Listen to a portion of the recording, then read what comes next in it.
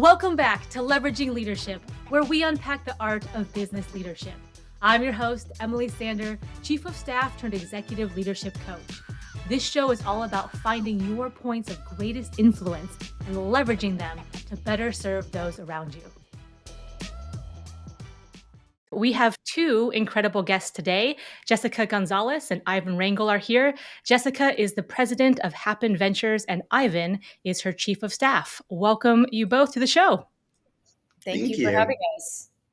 And Jessica, can you just start us off and talk a little bit about what Happen Ventures is and how it got started? It kind of was like a good thing that came out of a bad thing, which was COVID. Yeah, absolutely. So Happen Ventures is a reuse first company. So when you see reduce, reuse, recycle, we always think of recycle as where things go. We're reuse. We focus on how do we reuse items. Uh, how it came about was interesting. After COVID, there was an abundance of all these different types of products: PPE, hand sanitizer, disinfectant, gowns, medical supplies, all these type of items that people weren't buying anymore, and retailers and all these different types of companies had an abundance, and the cost to throw it out was very expensive. And that's kind of where the idea came about, where why are you throwing this stuff out? It's perfectly good items, and there's still today people use hand sanitizer, and they ask for it in schools, things like that. So cut to found a few nonprofits that can use that, and diverted that. Today we've moved thousands of trucks of items that were going to go into landfill into the homes and hands of people who can use them. Wow. Okay. And that was literally you seeing a market opportunity due to COVID and then scrambling to get a team and company together? Yeah, we scaled pretty quick. So it was an opportunity. Since it's not my first business, I kind of already luckily had some idea or intuition on, let's see where this goes. And we had to scramble quickly, and then, hire up and build a company literally, whew, in weeks. Wow, weeks. Yeah. I mean, you are I should say you're a multi-time founder and CEO. So you kind of had the frameworks. It wasn't your first rodeo, but you had to capitalize quickly. So Ivan, Yep. you started as a list builder. And so maybe you can tell us a little bit about how you started, how you met Jessica, and your journey to chief of staff. Of course. I was actually the first hire at Happen Ventures. Jessica and I connected through Upwork actually. She needed a couple lists built and whatnot. So I'm like, yep, I'm all for it.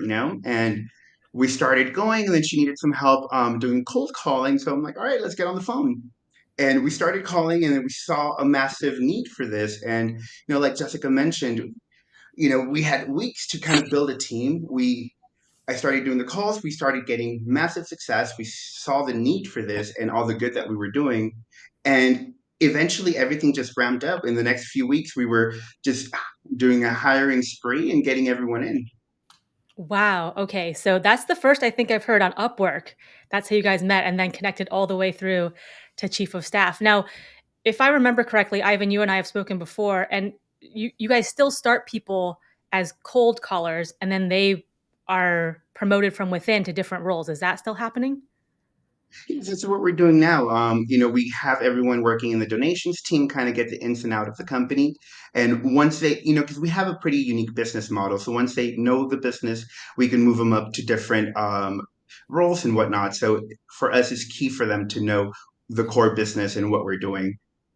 Yeah, for sure. It's a good learning ground. I've had For sure. companies where people start in kind of like client services. They're taking the frontline calls from customers and then they get deployed into different parts of the company. But you do learn firsthand the products and the customers and all of that good stuff. Definitely. Being in the And front lines is super important, and they get we get to learn everything being in the front lines. for sure, for sure. And you guys are a little bit different. You have a pretty geographically diverse team in different like cities and countries and all that. So maybe you can talk a little bit about that and how you guys make that work. Yeah, for sure. Go for it, Jess. Oh, I was going to say, when I first hired Ivan, he was based out of Mexico. And he has an idea of the culture, the people, very different cultures in very different places. And knowing that Ivan was like a hustler, gets stuff done, he's like a mover and shaker. I told him to continue hiring in Mexico to find other talent. And I would say about 85% of our staff is based out of Mexico, which has been great. They're just such a pleasure to work with. And then the other 15 are scattered throughout the world. I think I'm the only US based employee right now. And I'm moving to Puerto Rico, which is US, but outside of the States. But we do operate all over the world. Predominantly, I'd say 90% of our business is US and Canada. But we do have other side projects worldwide. And it's great because we don't have any physical assets or need to have like a physical office, so it allows us to expand our pool of hires and talent. um, so yeah, all over. Yeah, that's awesome. And so most of your customers right now are US, Canada, but there are some emerging markets for you in Europe. Is that right? Okay. Yep. So I'm wondering, like, do you, Jess and Ivan, are you the ones working on like Europe has different regulations for all of these items. How do you go about learning that and developing a strategy to go into those markets?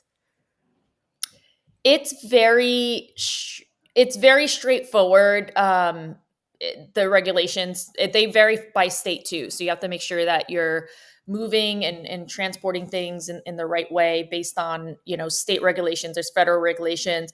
But we already addressed that a very long time ago, so we're very in the know of kind of how we have to move different products and different product classes. We also, our ops team is amazing, so whenever we get a new project, we work with brokers. So technically, they have to have all the certifications in order to move the product. So we rely on them as well. But our ops team handles that impeccably. And if we move into a new market or new products, we do research before just to make sure we're compliant. Plus, we make sure we have good insurance, all of that, just dotting the I's and crossing the Definitely. T's. All the boxes have Yep, been and checked. we also have a special projects team as well that makes sure to do all of their due diligence on regulations and whatnot. So we have a team specialized on that, making sure that we are compliant and they're looking for all these opportunities in these emerging markets as well. Gotcha. And then maybe you can take the audience through an example. So, I forget the name of this, but there was this new workflow you had where basically someone could set out some donations and then you would hit a list and say, hey, whoever can pick this thing up within 3 days and go to their local whatever. Can you just talk about how that came about and what team members are involved with that? Yeah, I guess if you want to talk about the beneficial reuse program. Yes, this is my favorite. So we built, or we're building a database of nonprofits and community centers based around their needs on the types of products that they will want. They all get onboarded. They go through different checks. They sign a master donation agreement, and with that data, we're able to take the location of the products or the product types and match them within a certain like diameter or radius, who those nonprofits are. We send an email out and they could claim boxes. Once they claim it, they have 3 days to pick it up. And that's all done through our platform on our back end. So it's very streamlined, makes it easier to connect people with product without having, 10 different intermediaries. And that's all very seamless using software. How did you come up with that? Was that you or one of you? It's so It's collaborative. Everything we do is we work as like a team when it comes to like situations. So the goal and what we noticed is there's a lot of hands touching waste or recyclable materials, and for us we're trying to close that gap because every hand that touches it's more CO2, more labor, more cost. So our workaround was, why not just put the nonprofits directly in touch with where the product is instead of having to bypass all these different channels. And as a group we came up with that, like, this is the best way to do that where we could be competitive against waste costs. So it wasn't one person individually, it was just everybody collectively kind of came together to build it out. And still building all this building stuff is really the team. I'm just kind of the coach. Yeah, that's awesome. And I'm just also kind the of the great coach. thing about this Oh, for sure. And just about the great thing about this program is that we're also hyper localizing the needs of these nonprofits. So, a lot of these large nonprofits, they keep all of the funds and whatnot, and they don't trickle down to the rural areas and whatnot. So with this program, we're able to localize the products and connect nonprofits that really don't get funding to access to all these good products as well. Yeah, that's amazing. Okay, so tell me a little bit more about the behind the scenes of a project like that. So you had mentioned everyone kind of came together and thought of it together. Are you guys having like all company, all team brainstorming meetings? Is that, whoever has the best idea for innovation, raise their hand type of thing? How do you structure that internally? We have level, so we use EOS as a guideline. Are you familiar with EOS? Hmm. Okay, yeah. So we use EOS as a very loose guideline of how we Okay. operate the different sections of the company, and so we meet every week based on department for level 10, and we base it on projects too. So the app, and that development and the benefit box and that program's one level 10 meeting. We go through issues, we go through just all the feedback of our pilot stages, how we're going to improve the app. That all happens collectively in a team meeting. Also Slack. I mean, we have Slack channels for all these things. So honestly, yeah, we don't wait till a formal meeting. It's kind of like, here's an issue, here's a solution, let's get it done. So that's typically how we collaborate through Slack and through these level 10 meetings.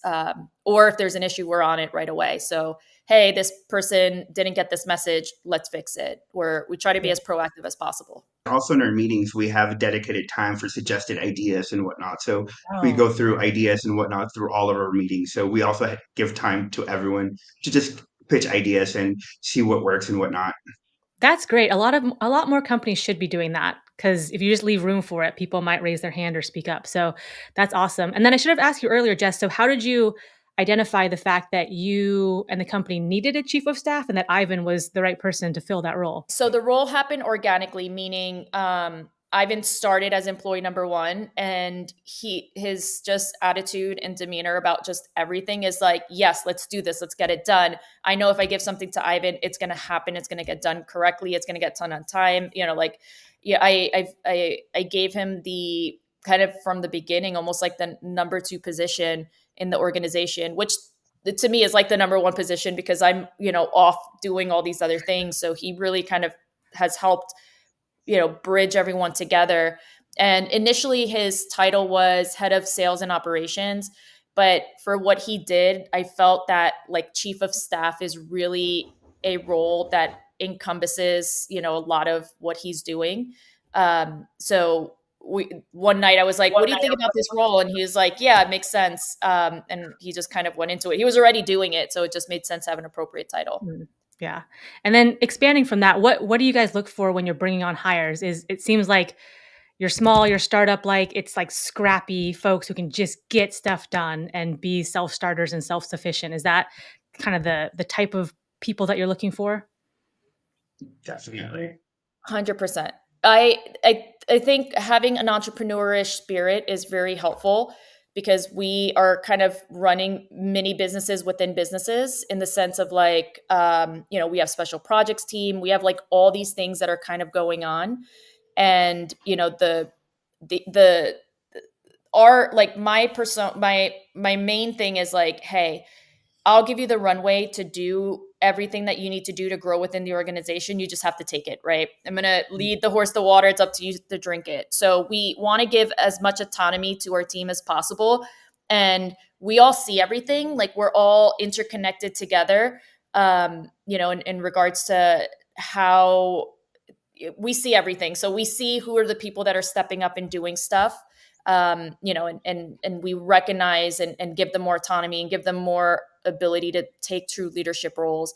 And leadership roles again are not for everybody, but we try to at least pave that way or where they want to stand. My last really big thing is I want to make sure I put people in positions where they're going to constantly win. So I don't want to move someone into a leadership role when they're just a better worker as an independent.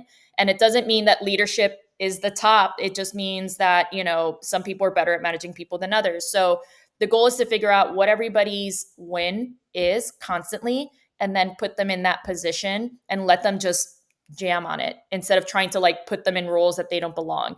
And it happens a lot. The natural progression that I've seen is like, oh, you should be a manager, and that will be a growth opportunity. And we don't think of it that way. We think, you can handle stuff on your own. We'll give you more responsibility in what you can really take forward. And managers are managers because they can manage.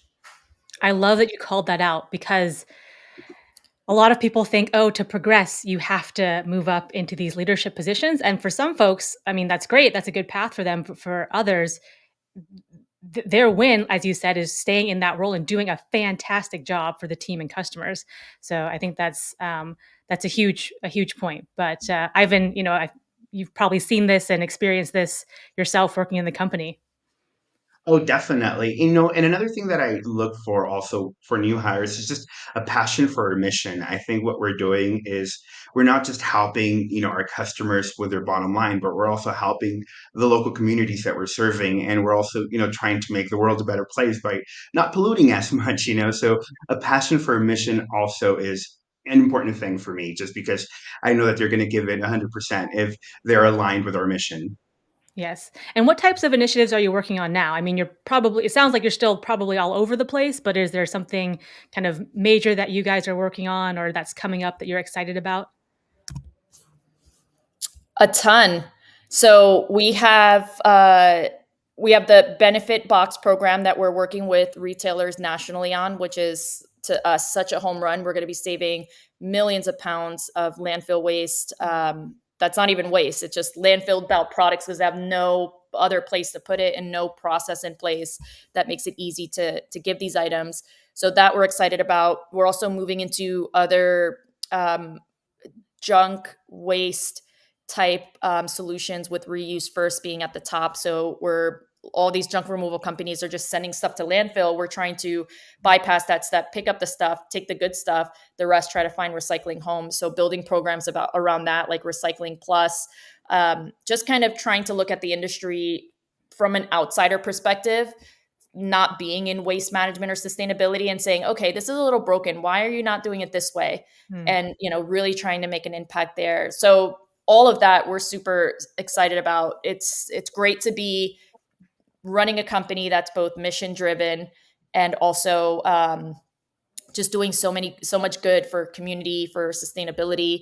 It's all of this stuff is exciting. It gives me and I'm sure a lot of the team just a great sense of impact when they come in and finish a day's work. They've not only just did work, but they've helped a lot of people at the same time. Yeah, meaningful work for sure. Now, are you off fundraising or doing other companies or like where do you spend most of your time? Is Ivan kind of like, here's the keys to the kingdom, like go run the thing, or are you a little bit more involved in that? I am very involved in everything because we're building something that doesn't exist, right? So if I'm like just renting, tractor trailers, let's say, then that's like you're just doing that. We're literally kind of just breaking apart systems that are just antiquated and innovating. So I'm very hands on in every aspect of the company, in marketing, sales, operations. Just because we're in a place that is unfamiliar. But certain departments that are already developed, they kind of have the keys and do it themselves. Like ops is all good to go. I tend to find myself more in the strategy, sales, and marketing role, where Okay. Ivan kind of takes care of the rest or anything that falls through. He just takes it and runs with it. And it's great because Ivan can make decisions. He makes decisions that I would make. So I just empower him to just kind of not ask me for things, like just go and do it, because I know he has the best interest of the company at his heart. He's using common sense, and 9 times out of 10 I would have said the same thing. So he has the keys to the kingdom for the most part. Ivan, that must feel good to have a leader who trusts you and empowers you to do all those things. Definitely, it does. It feels amazing, and I think that Jessica and I have built a great friendship and relationship throughout these 2 years that we've been, working together and whatnot. And it feels amazing, and it's gratifying just hearing her say that. So it's great. And Jessica, if you're talking to other presidents, CEOs, executives who are looking for a chief of staff or have a chief of staff, what is one of the main benefits that you've gained from having Ivan on your team, having a chief of staff on your team? So the benefits are far beyond anything you can imagine. So, and the thing is, it takes a very unique person to fill that role. There has to be trust. There has to be, dedication. There has to be a lot involved, and the qualities that Ivan possesses, have allowed me to be able to spend more time with my kids and be able to just stop and know that I could send him something, he'll take care of it, no matter what it is, what department, what's going on. Which is, there's no value you could put to that, to having time. So that's a massive, value add. Having it, me and Ivan have sessions where we just vent with stuff going on, which is great. We're able to like be human together, and on a personal and professional level, like we're both human beings. We could shoot the shit and whatnot, and trust. Ivan knows everything about everything with the company, and I trust him impeccably. And in as a result of that, my commitment, the same commitment he has to me is the same commitment I have back to him. He is part of the core team. He's part of building this. If I'm gonna retire, he's gonna retire. If I'm gonna buy my parents a house, he's gonna buy his parents a house when we come out of this. And again, it's not an easy role to fill. You have to find the right person that is kind of like your yin to your yang, and that takes a lot of time. I tried to look from within the company, whenever I'm trying to bring up and change roles. So I would start there first, because you already know where the culture fit is, and all of that. Yeah, and the last thing that I have to say about this that's very important, um, if someone on your team is going to become chief of staff and they're going to help you with all these things within the company that are very valuable, very important, it's an insane role. The commitment that they give, you have to match. And that's I feel the best way, where it's mutual loyalty and trust. And, we're building this together. This is not Jessica's not building Happen Ventures. This is the team that's building it. I am just keeping the pieces together, but I'm going to give the team everything that they need in terms of stability, growth, financials, everything, to feel safe and empowered here to really make a difference, and like it's their own. And that's important, because you can't expect someone to give you loyalty if you're not giving it back to them. So that's, I think, one of the key things that I would hope Ivan also I feels like, the mutual respect and loyalty there, that like we're taking this home together. It's not just me. We're a team. Oh, Wow. Yeah. definitely. Sounds like two-way commitment, and hey, I'm giving as much as, we're going back and forth, and it's a two-way street, open exchange there. But that's fantastic. And Ivan, for you, if you're talking to chief of staff who's maybe looking to get into a role, and they know that the connection with the principal is a key piece of that role, more so than others, in fact, how would you describe, hey, here's the things that you need to look for, or here's the things that I've done to build that relationship and rapport with my principal that worked well? For me, I think alignment of values is very important, and adaptability as well. Everyone works different. Everyone is different. Everyone has different personalities. So we just have to be able to adapt to each other's personalities. And I think adaptability is one of the key factors in this, and something I would definitely recommend to other chief of staff. Yeah, and it's funny. So if you met on Upwork, and then you clearly, like, I can just tell from how you guys talk to each other, like you are in this together, you are in it to win it, and you're going to go to the mattresses for each other. How did that develop and grow off of, all right, here's my list builder I found from Upwork, to here's someone who I'm fully committed to, and we can, you know, have candid conversations behind the scenes, and talk as humans and get stuff done. How does that grow over time? That's really organic, I feel. Like me and Ivan, just we vibe great, and I like his personality is so uh charming, and like he's just always made it easy for me to be able to ask him for anything. Like it doesn't matter what time of day, it doesn't matter. And of course I want to respect boundaries. I might send a message, he still responds, I'm like, don't respond on the next day. Like he gives me the ability to feel comfortable with trusting him and everything, and just made it so warm and easy that it just naturally progressed into that, and yeah, I think it was just completely organic, you know. Definitely. I think our personalities really match. And it was just very organic. Since day one, we really clicked and we just started talking, and our personalities just match. And we just went from there. Runners, so we're like this, we're both like, and we're very similar too, so we have to help each other because we're not detail orienters, we're like running at the same time, so like we have to check each other too. And one other thing that I think is very important, this is one of the most endearing qualities of Ivan that I've ever seen in a person.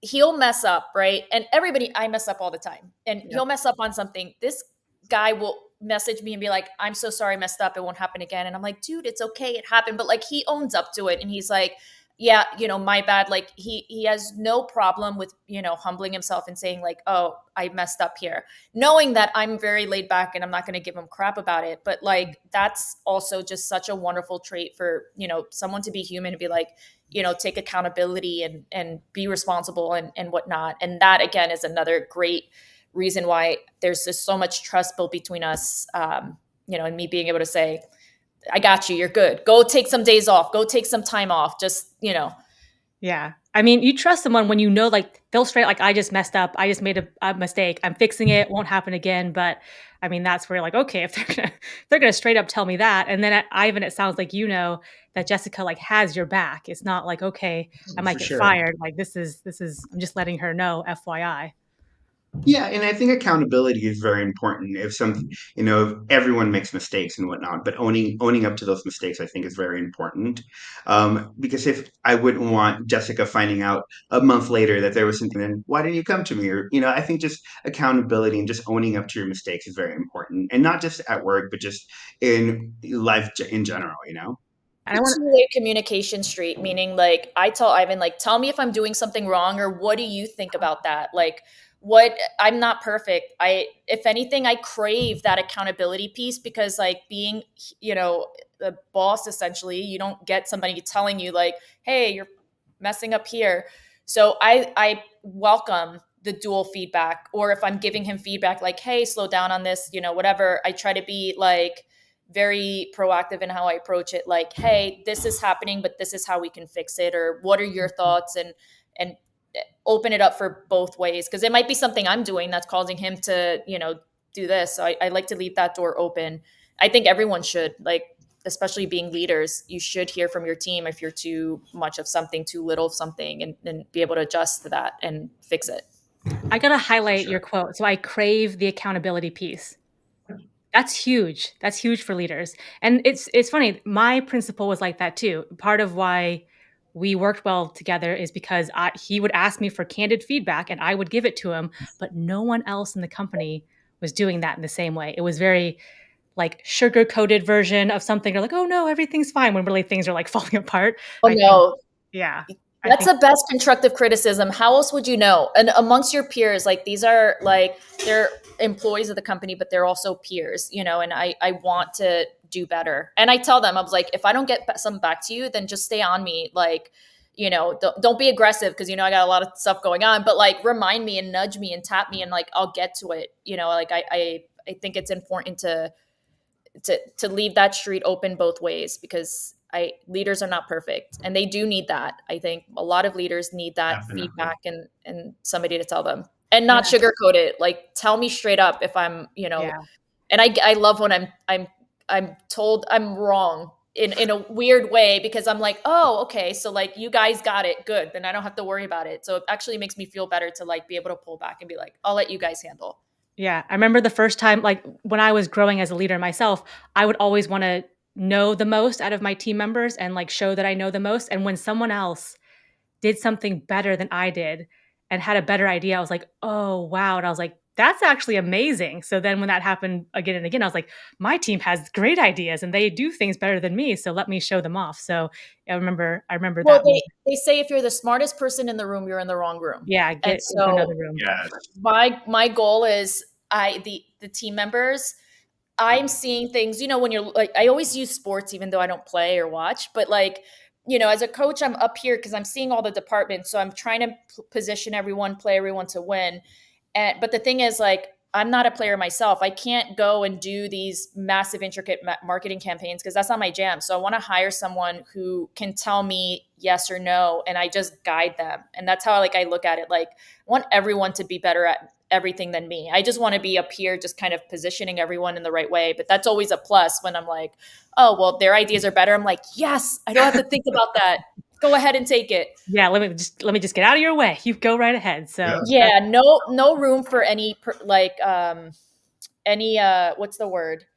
Uh like ego or I who don't gets my credit. feelings don't get hurt about it. Like I'm Yeah, like, great, like yes, you got this. I don't know.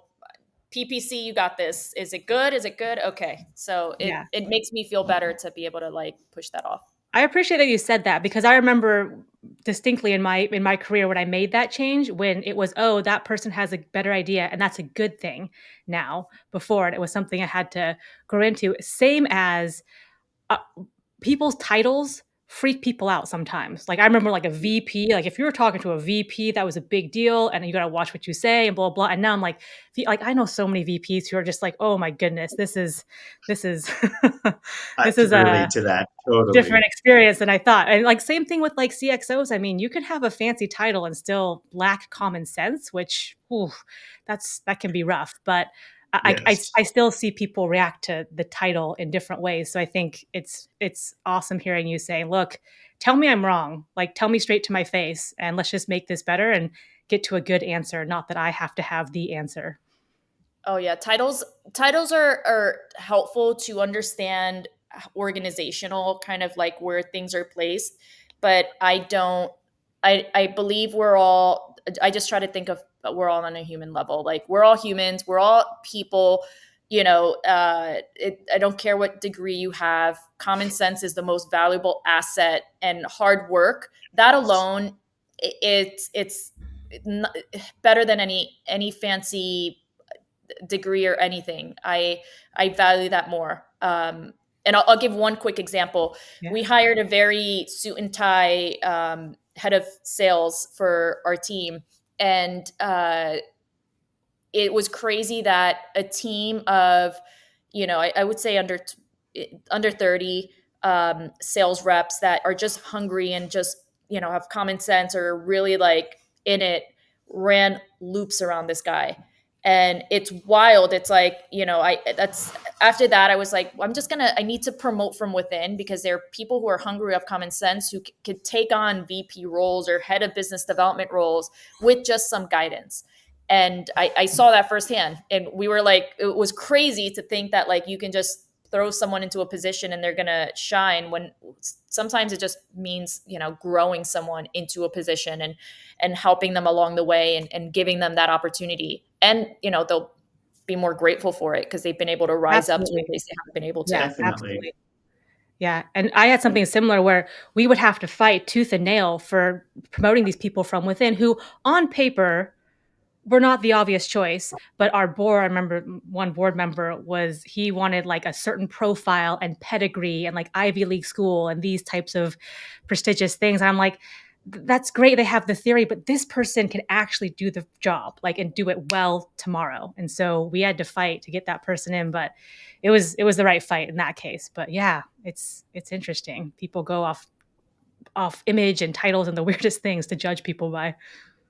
I keep Definitely. saying when we get to that $1 billion mark, which we use as the guiding light, but wherever we land below that, we're fine.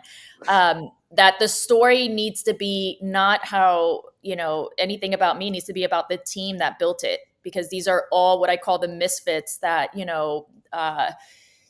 people, you would go and apply at one of these large waste management companies. You want to get a call back, but you give them a platform where they can excel and do great. And this team with no sustainability waste management experience is talking to some of the world's largest companies and making deals happen. And they're doing that on their own. I'm just kind of, giving that runway. So it's going to be, I feel, just a very compelling story that I'd love for people to talk about when we get there. That the team of people without titles that, didn't graduate from Ivy League, built, multi-million dollar company just by hard work and being scrappy. Wow, I love that. Yes, please tell that story. That should be like some I'm Netflix gonna leave that. documentary in the I'll, future, I'll, yeah. Oh, for sure. I'll leave that on him. No, and this is what I love about Happen Ventures, that everyone has the same opportunity, and the sky's the limit here. It doesn't matter where you come from, what school you graduated from. You could reach that top level just by hustling and doing great and just working hard. Yeah, and I mean, you can tell from how excited you are that it attracts the right kind of people, and those people who hustle, who are smart, who are driven, who just make shit happen. I mean, that's what moves the world. So I love For your guys' sure. culture and ethos. Yeah, I could talk to you for hours, but if someone wants to know more about Happen Ventures or connect or reach out to one of you, what is the best place to do that? Our website, or Jessica or Ivan at happenventures.com. I'm sure Ivan would be more than happy to talk to anybody about his journey and, how he's kind of moved his way up to be, I don't like to say number two. I'm like number one in the company in terms of like getting shit done. So, and I'm always happy to talk to anybody. For sure. So yeah, people can email us. Beautiful. And then just so our listeners know, like what type of individuals or companies or who should people be thinking about when they send people to Happen Ventures? Oh, good one. Retailers, manufacturers, 3PLs, any large corporate company, anybody who has substantial waste or recyclables, any of that, or nonprofits who are looking for physical items, please come talk with us.